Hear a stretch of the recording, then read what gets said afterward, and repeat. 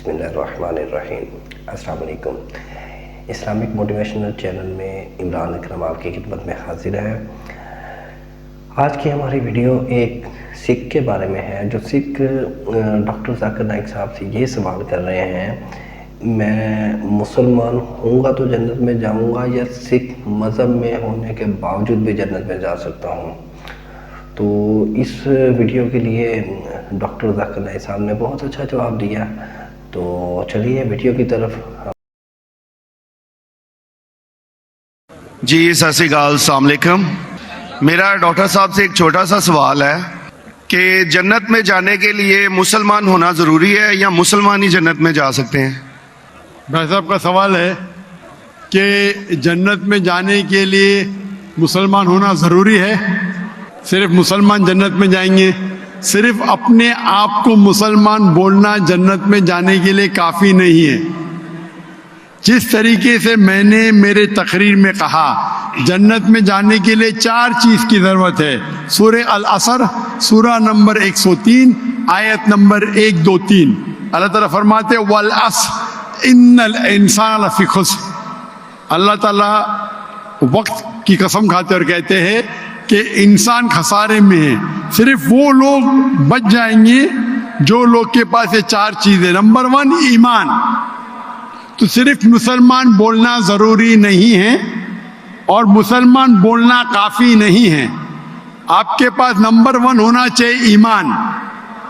اگر آپ کے پاس ایمان ہے کہ اللہ ایک ہے اور اللہ کے آخری نبی محمد صلی اللہ علیہ وسلم ہیں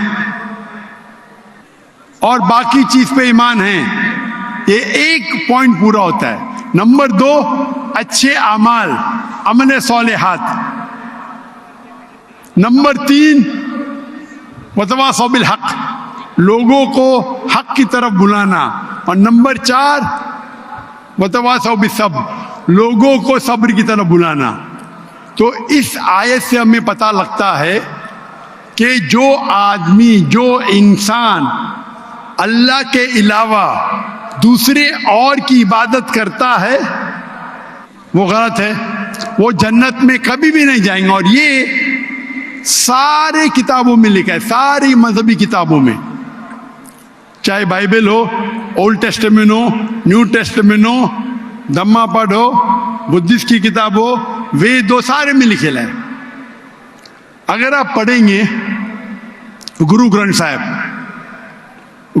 صاحب آپ پڑھیں گے، اس کے اندر سب سے پہلا والیوم، سب سے پہلا جلد، سب سے پہلا چیپٹر، سب سے پہلا ورس کو کہتے ہیں جاپو جی، اسے کہتے ہیں جاپو جی۔ اس میں لکھا ہے کہ خدا ایک ہے، نہ اس خدا کی شروعات ہے نہ انت ہے، وہ خالق ہے، وہ مالک ہے، اور اس کے جیسا کوئی ہی نہیں ہے۔ اگر آپ دیکھیں گے یہ ملتا جلتا ہے سورہ اخلاص کے ساتھ۔ آپ اگر سکھ کی کتاب پڑھیں گے، اس میں لکھا ہے 2 قسم، اومکارا، ایک اومکارا، ایشور کا مینیفیسٹ فارم، ان مینیفیسٹ فارم، ہاں کہ نہیں؟ ہاں کہ نہیں؟ تو اگر آپ پڑھیں گے اور دیکھیں گے کہ خدا کے کئی نام ہیں، رائٹ، کہا جاتا ہے ستہ نامہ، ہولی نیم، پروردگار۔ جی، پروردگار بھی ایک نام ہے آپ کی کتاب میں، ہاں کہ نہیں؟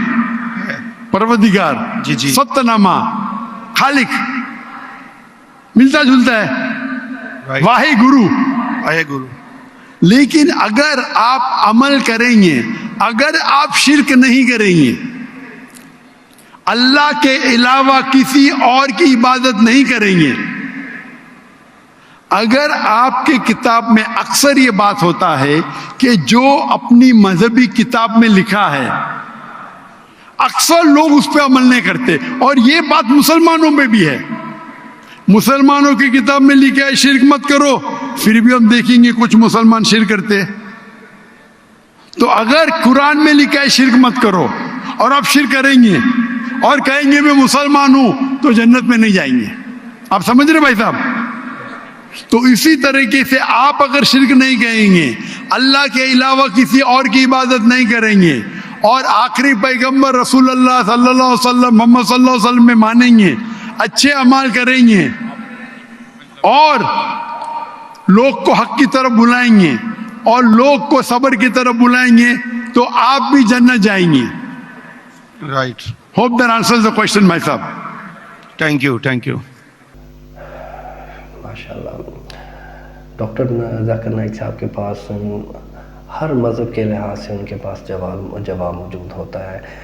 کوئی بھی سکھ, ہندو, عیسائی, کوئی بھی اگر ان سے کوئی سوال کرتے ہیں وہ ان کی کتاب کے مطابق ان کو جواب دیتے ہیں, تاکہ وہ اپنی ہی کتاب سے عمل کر کے اسلام کو صحیح طریقے سے سمجھ سکیں.